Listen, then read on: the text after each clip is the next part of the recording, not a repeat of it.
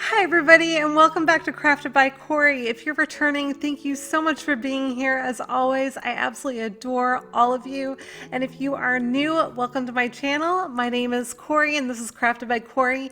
Let's go ahead and get right into the crafting. DIY number one. For this project, I have this piece that I picked up from the Habitat for Humanity Restore, and I'm also using my Jute twine, and I had given it a good cleaning. I got this for, I think it was $12.99, and I was so excited when I saw it. It's a nice heavy glass piece, and I knew exactly what I wanted to do with it. So I'm cutting a whole bunch of lengths of my jute cord, and as you saw, I created like a little loop at the bottom. I've got this flipped upside down, and so I've got a loop, and now I'm going to be attaching my lengths of twine around this loop. So I'm essentially folding them in half and then looping them through each other, and I'm going to do this all around the loop, and I'm just going to tape that down so it kind of helps keep it in place for me, but I'm going to make sure that these are spaced out all the way around. I ended up doing 6 total, and I didn't really measure them per se. I made sure that they were at least twice as long as my jug, vase, jar, whatever you want to call this, is tall. And then I added a little bit extra just to be safe. And that was once they were doubled over also. So I wanted to make sure they were nice and long. So now, as you can see, I am taking one strand from the right side, one strand from the left side, and bringing them together, and I am creating another knot. And I'm just gonna keep doing that all the way around. And so I'm gonna go in rows. Hopefully you're kind of figuring out what I'm doing here by watching what I'm doing, because it's kind of hard to explain without the video. So once I have that done, I'm going to go down to the next row, and I'm just going to keep doing that around, and I'm trying to leave them a little bit loose, the knots, in case I need to adjust them, and then I will end up pulling them tight later. So once I got about halfway down, I decided I wanted to flip it right side up and continue that way, because I felt like I just needed to make sure everything was as tight as possible around this vessel because of the way that it was shaped. So I did go ahead and start doing it that way. And as you can see, I just kept pulling up my twine lengths to make sure that everything was going to fit snug around the vessel. Hopefully that's making sense. So I just kept doing that all the way around until I worked my way all the way up to the top. And that last row, I was trying to get those knots right underneath the lip of the container. So I wanted them all the way to the top. And as I did those last knots, you can see me taping down my jute and just dropping the lengths into the vessel to kind of keep them out of my way as I continued to work. So just continuing on, getting it all taped down. And once I had that all done, I was trying to decide what I was going to do with these lengths. I knew I wanted it wrapped around, and eventually I decided I was just going to wrap everything in opposite directions. So every other strand I wrapped to the right, and then every other one I wrapped to the left. So hopefully you can kind of see what I'm doing here. I'm kind of alternating them, and then eventually bringing everything together in the middle from opposite sides. Hopefully that makes sense. So now I decided I want to do a fancy knot. So I looked up how to do a Carrick bend on my phone, and I'm following the instructions for that. I could try to explain to you what I did here. It's basically over, under, over, under, over, under. It, I think for me, is hard to explain. I'm kind of trying to show you here how I did it. But I'm going to leave a link for the Carrick bend instructions in the description box so that someone other than me can explain this, because I feel like I would fail at trying to explain to you what I did. But I'm going to show you here again. So I've got my loop that I'm creating. I crossed it over, made my loop, and then I'm going to bring my other one over, under, and then over, and tucking it in through. And it was hard at this point because my strands were getting really short, but it's going under that one, it's coming back in and over, and then I'm just going to pull it tight. So hopefully that makes sense. But if you're interested in learning how to do this knot, definitely check out the link in my description box.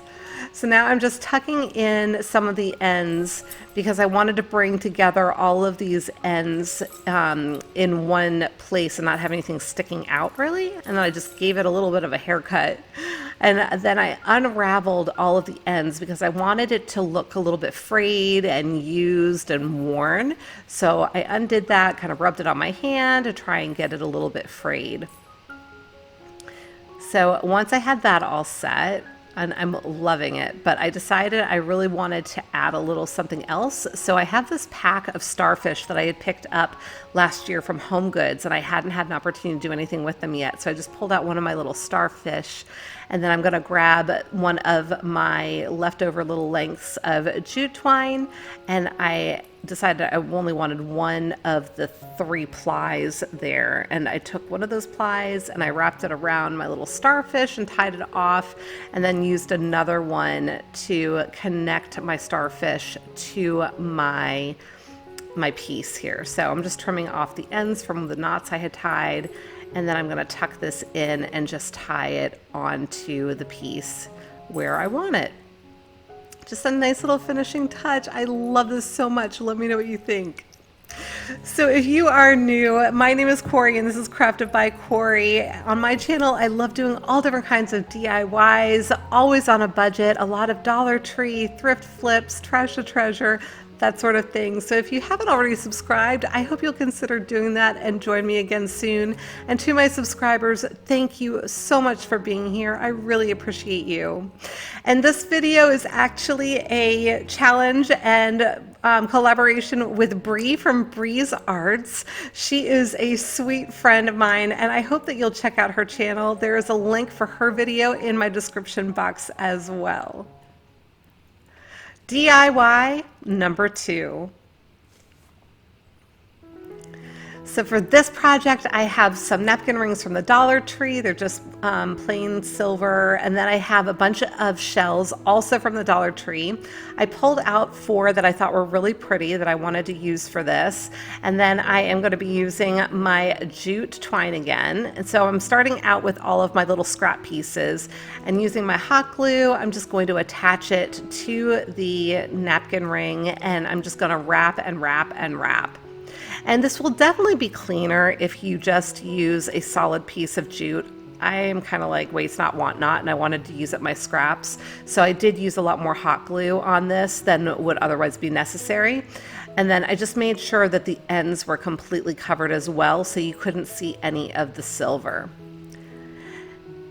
So once I got to the end, just made sure again that I had that all tucked away and secured well. And so here I'm doing, this is the 4th one. You can see the others are already done, and just showing you again. So once I'm using the full strand, if you will, I had already finished up all my scraps. So now with the full strand, I just needed to make sure that I secured those first 2 rows, and then I was able to just wrap and wrap and wrap, and no hot glue needed until I got down to the end.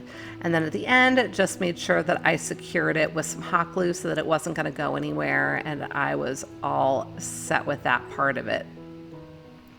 So now I had pulled out some raffia from an old project that I didn't need anymore, and I was trying to just tie little bows. I wanted little bows that I could put on my pieces, but the raffia was just old or dried out or something. I don't know what was going on. Just wasn't working, and yeah. So plan B was this pretty ribbon that I got from the Dollar Tree. It's just an ivory ribbon with some gold thread running down the middle of it. It's really super pretty. And so I figured, you know what? It's got those neutral tones.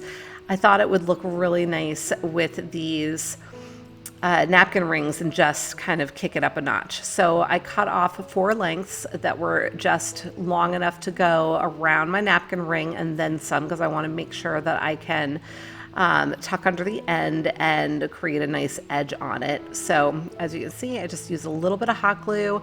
I'm making sure that it's nice and tight. tucked under that end, and then I am securing that down as well. So once that's done, I'm just going to decide how I want to put my shell on here. So I'm looking at it in different ways. And finally, I decided I wanted it with the little opening facing up and kind of at an angle. So I went ahead and I secured that with some hot glue. I did that for all 4 of them. And aren't these sweet? I absolutely love them. Let me know what you think of these in the comments.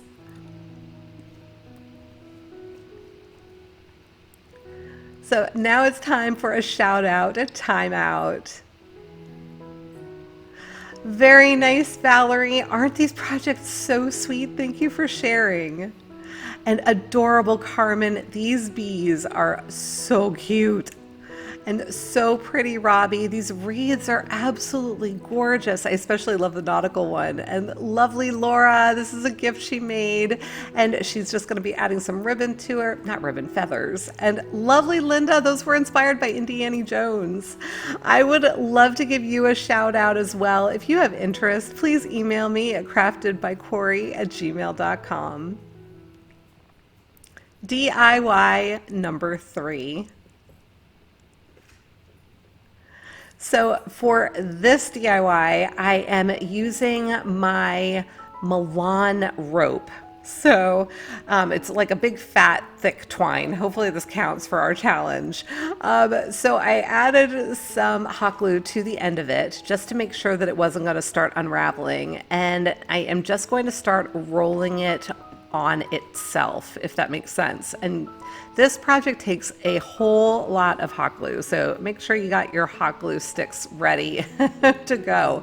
And I am just wrapping and wrapping and wrapping around itself.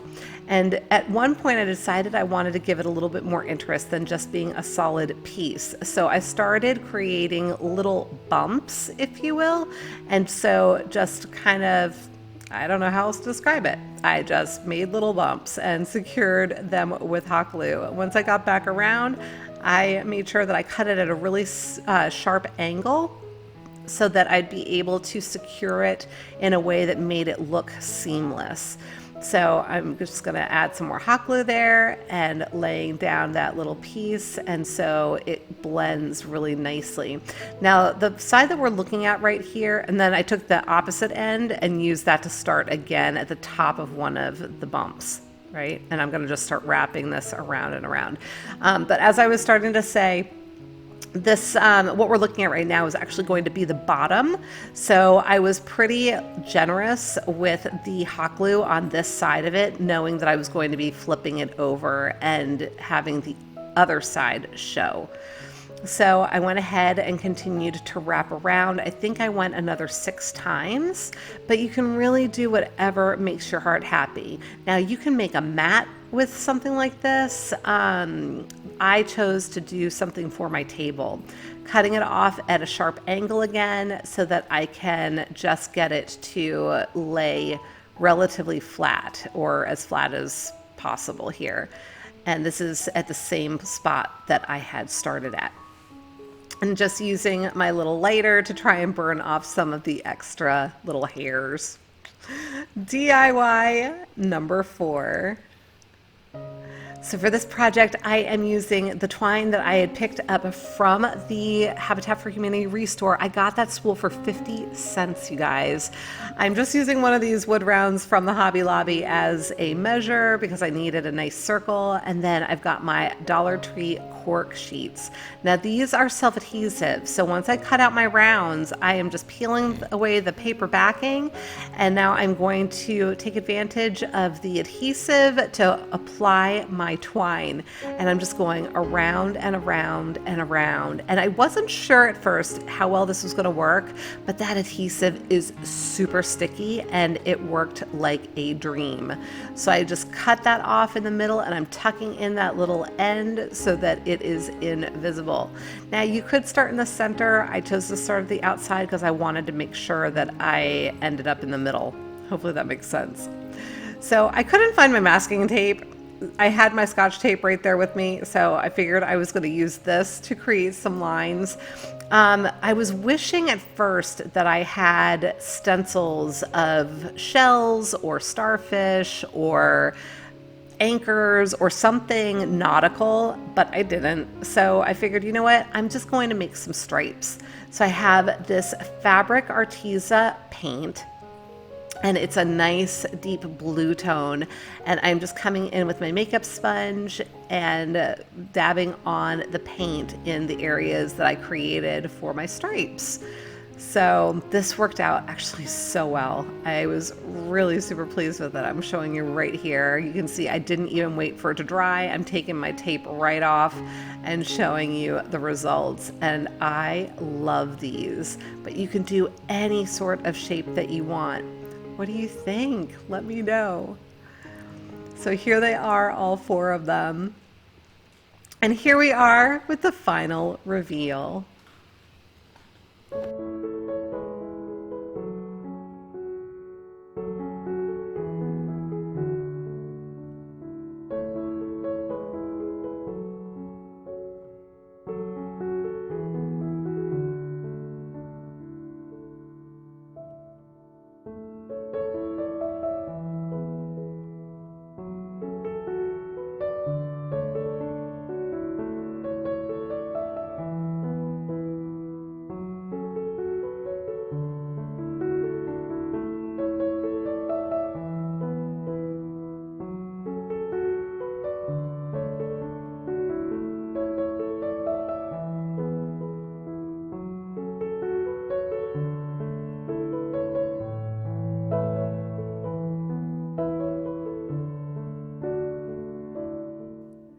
Okay, everybody, that's it for today. Thank you so much again for watching. If you haven't already, I hope that you'll consider hitting that subscribe button and be sure to ring that bell so you get notified every time I upload a new video.